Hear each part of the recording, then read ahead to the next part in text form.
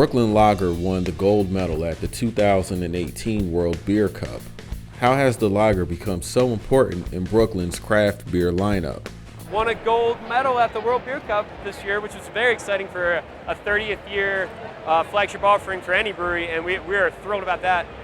You know what, we're pouring lager at all times because it's, you know, what our bread and butter is. It's an amazing dry hopped Vienna style amber lager, and I think there's a place for that in any kind of beer lineup, any kind of beer program, any kind of, you know, drinking program in your living room. So we're always coming to the table with that. I think we do a nice job. I'd love to have the confidence that we can play in the same realm as your, you know, whatever flagship goes for any of these established breweries. We are trying to be innovative at the same time, though.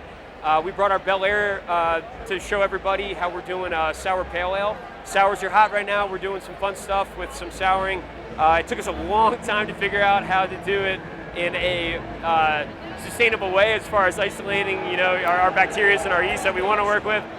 You got some guys that are throwing it out there and seeing what happens. You got other people that are more calculated. We're trying to see how we can be innovative in segments that maybe we didn't play in before, but people want to drink. So the end game is like, what's the flavor that you want to taste? How can we do that?